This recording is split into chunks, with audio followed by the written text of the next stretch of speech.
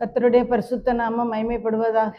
இந்த நாளிலும் கூட ஆர்க் டிவி மூலமாக ரூபவதியே ஊழியத்தின் சார்பில் இந்த சாயங்கால வேளையில அனுப்பப்படும் தேவ வார்த்தைக்காக தேவனுக்கு நன்றி செலுத்துவோம்.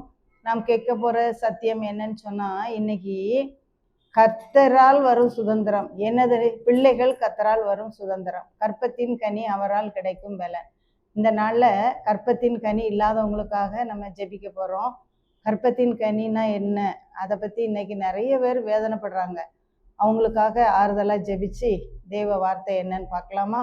ஒரு நிமிஷம் கண்களை மூடி ஜெபிப்போம். அன்பின் பிதாவே, இந்த நல்ல வேலைக்காய் மக்கு நன்றி அப்பா. பிள்ளைகள் கர்த்தரால் வரும் சுதந்திரம், கற்பத்தின் கனி உம்மால் கிடைக்கும் பலன். ஆண்டவரே, அந்த பலன் இல்லாத மக்களுக்கு உம்முடைய பலனை கொடுத்து அப்பா, நீர் மலடியை பிள்ளைத்தாச்சியை சந்தோஷமான பிள்ளைத்தாச்சியாக்கி வீட்டிலே குடியிருக்க பண்ணுகிறவர் என்று சொல்லி அறிந்து கொள்ள கிருபை கொடும்.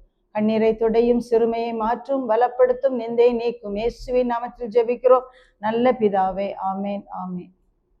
சரி, தேவனுடைய நல்ல நாமம் மகிமைப்படுவதாக. இந்த நேரத்திலும் இந்த ஆர்க் டிவியில இந்த வார்த்தையை கேட்கிற உங்களை கர்த்தர் அளவில்லாமல் ஆசீர்வதிப்பாராக. நானும் நினைக்கிறேன், மக்கள் ஆசீர்வதிக்கப்பட்டிருக்கணும், கர்த்தரால் ஆசீர்வதிக்கப்பட்டிருக்கணும். அப்போ குறைவு வாழ்க்கையில உண்டு, அதை நிறைவாக்குகிற தேவன் ஒருவர் நமக்கு உண்டு.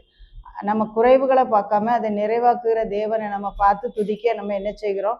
அழைக்கப்பட்டிருக்கிறோம். சங்கீதம் 113:9 சொல்லுது, மலடியை சந்தோஷமான பிள்ளைத்தாட்சியாக்கி வீட்டிலே குடியிருக்க பண்ணுகிறார், அல்லேலூயா அப்படின்னு சொல்லி இந்த வசனம் சொல்லுது.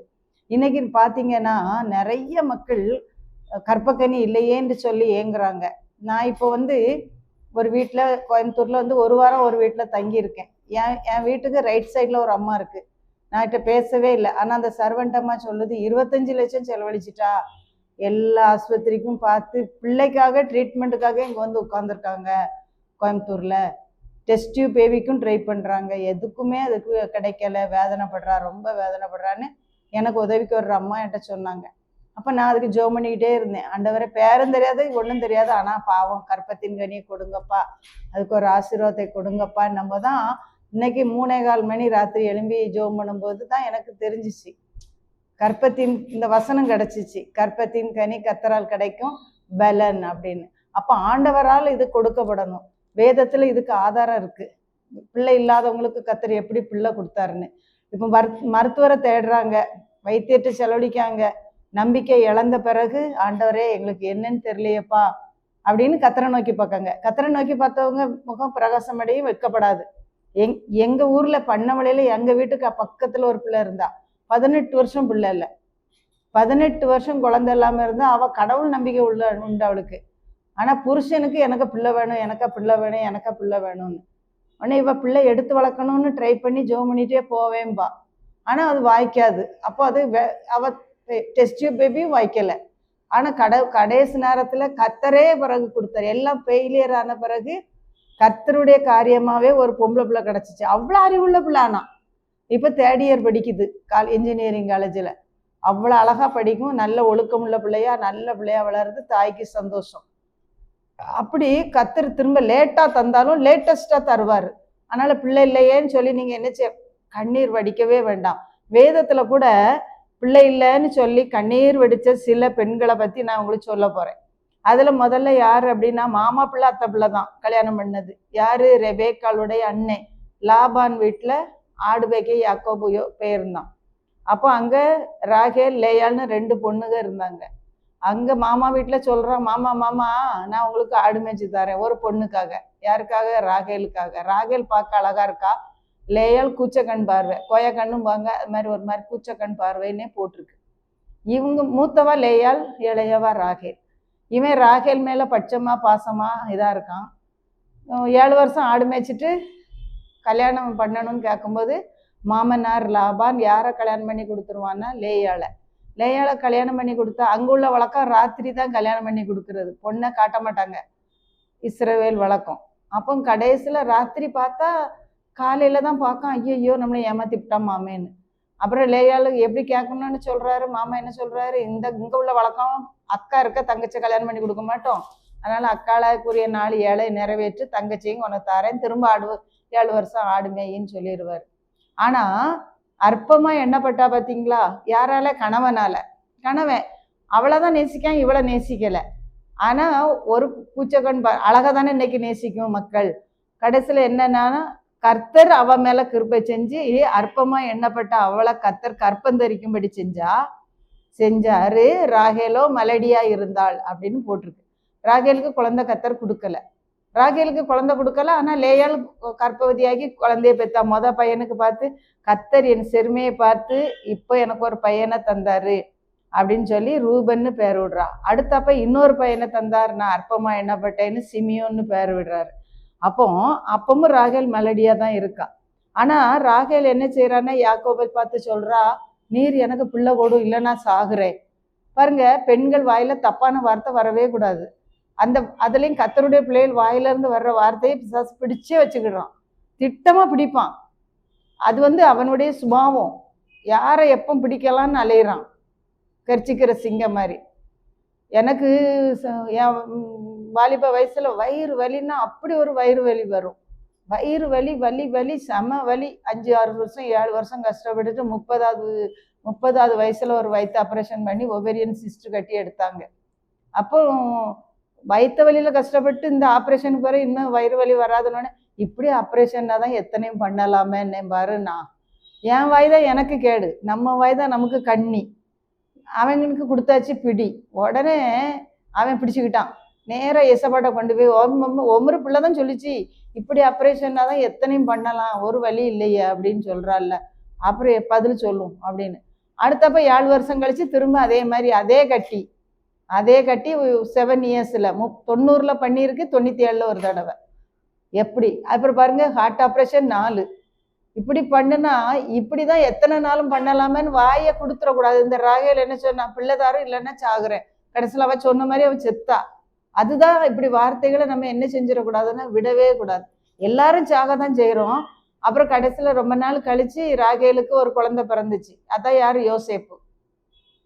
யோசேப்பு பிறந்தோடனே. ஆனா இன்னொரு வார்த்தை சொல்றா, யோசேப்பு பிறக்கும்போது ராகேல் சொல்றா, இன்னும் ஒரு குமாரனை எனக்கு தருவாரு அப்படின்னு. ஆனா அது நல்ல வார்த்தை, இன்னும் ஒரு குமாரனை கர்த்தர் எனக்கு தருவாருன்னா. அதான் பென்யமீன் பிறக்கும்போது அவ மறுத்து வச்சு பேர்காலம் பார்க்கும்போதே ராகேல் மறிச்சிடுறா. அவ பெனானின்னு விடுவா, அவன் பென்யமீன்னு பேர் விடுறான். பாருங்க, நம்ம வார்த்தையில விடவே கூடாது.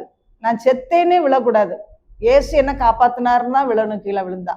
அப்படிப்பட்ட வார்த்தைகளை சாத்தான் பிடிச்சு ஆண்டவற்றை கொண்டு ஒவ்வொரு பிள்ளை தான் சொல்லிச்சு, சொன்ன வார்த்தை இப்படி செய்யும், பெர்மிஷன் தாருன்னு நின்று வாங்கிடுறான். நம்ம வாயில நல்ல வார்த்தைகள் தான் வரணுமே தவிர தீய வார்த்தை ஒன்றும் நம்ம வாயில இருந்து என்னவே செய்யக்கூடாது, வரவே கூடாது. சரியா? அற்பமா எண்ணப்படுறாங்க குழந்தை இல்லாதவங்க, சிறுமப்படுத்தப்படுறாங்க. பிறகு மலடிங்கிற பட்டவங்க கொடுக்கப்படுகிறது. ஆனா நிந்தையை நீக்கிற தேவன் இருக்கார். அவளை ஒரு கற்பந்தரித்து என் நிந்தைய தேவன் நீக்கினார்னு சொல்லிதான் அவனுக்கு என்ன பெயர் விடுறா, யோசேப்புன்னு பெயர் விடுறா. அது விடும்போது இன்னும் எனக்கு ஒரு குமாரனை தருவாரு அப்படின்னு சொல்லி யாக்கோபு பென்யமீன் பிறக்கான் நம்ம பார்க்குறோம். அப்போ மலடியா இருந்த ராகேலுக்கும் என்ன கொடுத்தாரு கர்த்தர், பிள்ளையை கொடுத்து அற்பமா எண்ணப்பட்ட அவளை நீக்கி, நிந்தையை நீக்கி, அவ பேரை நீக்கி அவளை ஆசீர்வதிக்காரு. அடுத்தது யாருன்னு பார்த்தீங்கன்னா 1 சாமுவேல் 1:1 எப்ராஹிம் மலை தேசத்தான் சோப்பீம் எனப்பட்ட ராமதாயிம் ஊரான் ஆகிய ஒரு மனுஷன் இருந்தானா. அது மாதிரி எல்கானா, அவனுக்கு 2 மனைவி. ஒருத்தி பேரு அன்னாள், மற்றொருத்தி பேரு பெனினாள். இந்த பெனினாளுக்கோ பிள்ளைகள் இருந்துச்சு நிறையா, ஏராளம். அன்னாளுக்கோ பிள்ளை இல்லை. ஆனா அவ கணவன் அவனை மிகுதியா நேசிச்சான். எல்கானா அன்னாளை ரொம்ப நேசிச்சான். வருஷம் எருசலேம் தேவாலயத்துக்கு போகும்போது இவங்க எல்லாருக்கும் கொடுக்குற பங்கை காட்டிலும் அன்னாளுக்கு 2 மடங்கு கொடுப்பான். அது மட்டும் இல்ல, ரொம்ப பட்சமா பேசுவான். உனக்கு என்னம்மா குறை, நான் 7 குமாரரை பார்க்கலும் நான் உனக்கு அதிகம் இல்லையா? எவ்வளவு ஆறுதல் சொன்னாலும் அவங்களுக்கு நமக்கு ஒரு பிள்ளை இல்லையே, ஊர் உலகத்துல வசப்படுறாங்களே, சக்களத்தி வசப்படுறாளே அப்படின்னு சொல்லிங்கிற வேதனை தான் அவங்களுக்கு மேலோங்கி நிக்க தவிர இவ எவ்வளவு சந்தோஷம் பேசினாலும் அவனுக்கு அது என்ன செய்யல, ஆறுதலை கொடுக்கல. அப்படி இருக்கிற சமயத்துலதான் அவ அங்க போய் தேவாலயத்துல போய் இருந்து அழுகுறா. ஆண்டவரே, நீ என் நிந்தையை பரட்டி போடு, என் கண்ணீரை பாருன்னு முணுன்னு வாயிலிருந்து வாயை திறந்து சொல்லாம இருதயத்தின் குமுறலை ஆலயத்துல கொட்டி கேட்குறா. அப்போ ஆனா அவ நல்லா கேட்குறா, ஆலயத்துல பணிவிட செய்யறதுக்கு, ஆசாரிய ஊழியத்தை செய்யறதுக்கு எனக்கு ஒரு ஆண் பிள்ளை வேணும். அவளை குறிப்பா கேட்டா, எனக்கு ஒரு ஆண் பிள்ளையை தரணும், ஆசாரிய ஊழியத்துக்கு நாங்க விளக்கப்பட்டு இருக்கோம் இந்த குடும்பம், எனக்கு ஆசாரிய ஊழியம் செய்யறதுக்கு ஆண் பிள்ளை வேணும். அப்புறம் நான் பொருத்தனை நிறைவேற்றணும் அப்படின்னு கர்த்தர் அவ விண்ணப்பத்தையும் வேண்டுதலையும் கேட்டருளி சாமுவேலை கர்த்தர் கொடுக்கிறார். சாமுவேல் தான் முதல் பெயர் சபா வரைக்கும் ஒரு பெரிய தீர்க்கதரிசின்னு சொல்லி வேதம் என்ன செஞ்சிருக்கு, போட்டிருக்கு. ஆனா இந்த மலடியா இருக்கிற இவங்க கதைகளை நீங்க பாத்தீங்கன்னா கர்த்தரோ அவர் கற்பத்தை அடைத்திருந்தார்னு இருக்கு. அப்போ அடைச்சவர் தான் திறக்கணும். நமக்கு தெரியும் யார் அடைக்காங்களோ அவங்க தான் சாவியை வச்சு திறக்கணும். நோவாவின் பிழைய கர்த்தர் அடைச்சு சாவியை கொண்டே விட்டாரு. அது மாதிரி கர்த்தரே இவங்க மேல நினைத்தருளி இவங்க நிந்தை நீக்கி இவங்க கற்பத்தை திறந்து ஆசீர்வதிக்கார். ஒரு பெரிய ஆசீர்வாதம் என்ன தெரியுமா? யோசேப்பு எகிப்துக்கு அதிபதியாய் பெரிய அரசனா மாறுறான். இவன் சாமுவேல் பெரிய தீர்க்கதரிசியா என்ன செய்யறான், வளரலாம். தான் முதல் பெயர் சபா வரைக்கும் 1 சாமுவேல் 3:20 பெரிய தீர்க்கதரிசின்னு விளங்கிட்டுன்னு போட்டிருக்கு. இவன் யோசேப்பு எகிப்துக்கு பெரிய அதிபதி, சாதாரண மனுஷன் இல்லை. அதுபோல கர்த்தர் உங்களுக்கு லேட்டா ஒரு குழந்தைய தாராருன்னா லேட்டஸ்டா தருவாரு. பெரிய ஆசீர்வாதமான பிள்ளையை தருவாரே தவிர ஆசீர்வாதம் குறைஞ்ச பிள்ளையை தரவே மாட்டாரு. அதனால நீங்க ஆண்டவர் சமூகத்துல நன்றி செலுத்திக்கிட்டே இருங்க. ஆண்டவர் எனக்கு ஏற்ற காலத்துல அதாவது லேட்டா செஞ்சாலும் நான் திரும்ப திரும்ப சொல்வேன், கர்த்தர் நல்லவர், நன்மையானதை தருவார், நேர்த்தியாய் செய்வார், அழகாய் செய்வார், நன்றாய் செய்வார். அப்படிதான் வசனம் பைபிள்ல இருக்கு. நீங்க அதை பாருங்க, குறைய பார்க்காதீங்க. கர்த்தர் நன்றா செய்கிறவர், நேர்த்தியாய் செய்கிறவர், அழகாய் செய்கிறவர், அருமையாய் செய்கிறவர்னு சொல்லி அறிக்கை பண்ணுங்க. உங்ககிட்ட சாத்தான் வந்து உங்களை மனமடிய பண்ண மாட்டான், உங்களை சோர்வுற பண்ணவே முடியாது அவனால. அப்படி நீங்க சொல்ல போகும்போது ஆண்டவர் நம்மளை என்ன செய்வாரு, ஆசீர்வதிக்க பண்ணுவார். சொல்லி இருக்கிறாரு, சந்தோஷமான பிள்ளை தாட்சி ஆக்குவாரு. அங்க பாத்தீங்கன்னா எலிசபெத் சகரியா வயது முதிர்ந்து ஆசாரிய ஊழியம் தான் அவன் செய்யறான். எலிசபெத் சகரியா ஆலய பணிவிட. ஆனா அங்க அவனுக்கு குழந்தை இல்லை, குழந்தை இல்லைங்கும் போது ஒரு குறைதான். குறைவு இல்லைன்னு சொல்லல, அந்த குறைவை நிவர்த்தி செய்கிற வேளையில கர்த்தருடைய தூதன் அவனுக்கு பலிபீடத்துக்கு வலது பரத்துல இருந்து, சகரியாவே உன் வேண்டுதல் கேட்கப்பட்டது. வேண்டுதல் பண்ணிட்டே தான் இருக்கான். உன் வேண்டுதல் கேட்கப்பட்டது. உன் மனைவி இப்ப என்ன செய்வா, குழந்தை பெறுவா, அவனுக்கு யோவான்னு பெயர் விடணும். இவன் நம்பல. ஏன்னா நம்பிக்கைக்கு ஏதுவில்லாத நேரத்துல கூட கர்த்தர் என்ன செய்யறாரு, நம்பிக்கை இழந்த பிறகு கூட நன்மை செய்யறாரு. அவன் சந்தேகப்படுறான். உடனே நான் கர்த்தருடைய வார்த்தையை நீ சந்தேகிச்சபடியினால நீ என்னதா இருப்பா, அவன் பிறந்து பேர் விடுற வரைக்கும் ஊமையா இருப்பேன்ற. பேசினா கூட விசுவாச வார்த்தையை கெடுத்துருவாங்க, அவிசுவாசம் வந்துரும்ட்டு பேச முடியாம ஊமையனாக்கி விட்டுறாரு கர்த்தர். கடைசியில எப்ப அவன் பேசினா அவனுக்கு பேர் 8ஆம் நாள் விருத்த சேதன பேர் வைக்க போகுதுதான். என்ன பேர் வைக்கணும்னு மரியாள்கிட்ட கேட்கும்போது எலிசபெத்துட்ட அப்ப அவ சொல்லுவா யோவான்னு. இந்த குடும்பத்துல யாருக்கு அந்த பேர் இல்லையே அப்படின்னு கேட்கும்போது இவனும் வந்து சொல்றான் யோவான்னு பேர் பலகையில எழுதி கொடுக்குறான். அப்பதான் அவனுடைய வாயின் கட்டுகள் அவிழ்க்கு. அப்போ கர்த்தர் செய்கிற காரியம் எப்படி இருக்கு, மகிமையா இருக்கு. அவங்கெல்லாம் குழந்தை இல்லாம மலடியா இருந்து நிந்தை அனுபவிச்சாங்க, அவமானத்தை அனுபவிச்சாங்க, சிறுமையை அனுபவிச்சாங்க, பழி சொற்களை ஏற்றாங்க. ஆனா கர்த்தர் பிள்ளையை கொடுக்கும்போது களிப்பு, பல மடங்கான சந்தோஷம் உங்க வாழ்க்கையில நேரிடுகிறது. அப்போ தம்முடைய பிள்ளைகளை கஷ்டப்பட்டாலும் களிப்பாய் மாற்றுகிற தேவன் நம்ம கூட தான் இருக்கிறாரு. அதனால இந்த நாள்ல கூட நான் சொல்றேன், நிறைய மக்களுக்கு இந்த வாரத்துல இந்த வசனத்தை கேட்கிறவங்களுடைய வாழ்க்கையில உங்க அடைக்கப்பட்ட கற்பம் கட்டாயம் திறக்கும். எனக்கு தெரியும், அவர் காட்டினாரு, அதனால சொல்றேன், கட்டாயம் திறக்கும். கற்பத்தின் கனி அவரால் கிடைக்கும் பலன். ஆண்டவர் உம்முடைய பலனால் என்னை திருப்தியாக்கும், என் மடியில உம்முடைய பலனை தாரும் நீங்க கேளுங்க.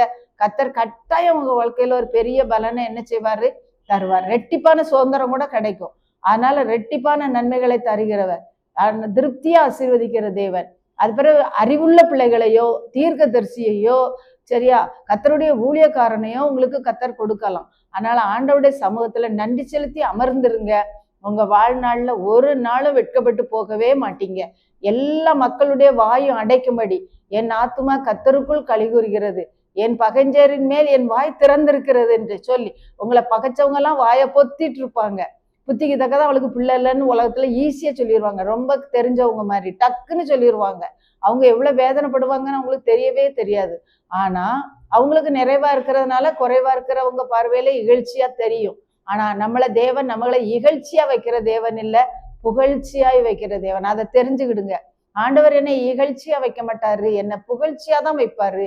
அதனால நான் இகழ்ச்சி அடையவே மாட்டேன், நான் குறைவுபடவே மாட்டேன். என்ன புகழ்ச்சியும் கீர்த்தியுமா வைக்கிற தேவன் என் கூட தான் இருக்கிறாரு. அன்னாளை ஆசீர்வதித்த தேவன், ராகேலை ஆசீர்வதித்த தேவன், ஈசாக்கு ரெபேக்காளை ஆசீர்வதித்த தேவன், ஆபிரகாம் சாராளை ஆசீர்வதித்த தேவன், எலிசபெத் சகரியாவை ஆசீர்வதித்த தேவன் என்னையும் ஆசீர்வதிப்பார். கட்டாயம் இந்த வார்த்தைகளை கேட்கிற ஒவ்வொருவருடைய வாழ்க்கையிலும் ஒரு மகிழ்ச்சி, ஒரு புதுபலன். அவர் சொல்லியிருக்காரு, மலடியை பிள்ளை தாட்சியாக்கி, சந்தோஷமான பிள்ளை தாட்சியாக்கி வீட்டிலே குடியிருக்க பண்ணுவேன்னு. அப்படின்னு நம்மள வெறுமனை இல்ல, சந்தோஷமான பிள்ளை தாட்சியாக்கி வீட்டிலே குடியிருக்க பண்ணுவார். இந்த வார்த்தைகளை தேவன் தாமே நமக்கு அளவில்லாமல் ஆசீர்வதித்து தருவாராக. ஜெபிப்போமா. அன்பின் ஆண்டவரே, இந்த நல்ல வார்த்தைகளை கர்த்தாவே பகிர்ந்து கொடுக்க தந்த கிருபைக்காய் நன்றி சுவாமி. கேட்கிற ஒவ்வொருவரையும் அளவில்லாமல் ஆசீர்வதியும். இந்த நேரத்தில் கேட்ட மக்கள் மகிழ்ச்சி அடைய பண்ணும், சந்தோஷமான பிள்ளைகளாய் மாற்றிவிடும், குறைவுகளை நிறைவாக்கும், சிறுமையை மாற்றும், அற்பமாய் எண்ணப்பட்ட இடத்திலே ஆசீர்வாதமாய் எண்ணப்படட்டும் ஆண்டவரே, பேசப்படட்டும் கர்த்தாவே. உடைய மகத்துவத்தை விளங்க பண்ணும். உடைய வல்லமையின் கரம், அற்புதத்தின் கரம், அதிசயத்தின் கரம், கர்த்தர் நன்மையானதை தருவார் என்றபடி இந்த மக்கள் அப்பா நன்மையை பெற்று உம்மை துதிக்க கிருபை தாரும். இயேசுவின் நாமத்தில் ஜெபிக்கிறோம் நல்ல பிதாவே. ஆமென், ஆமென்.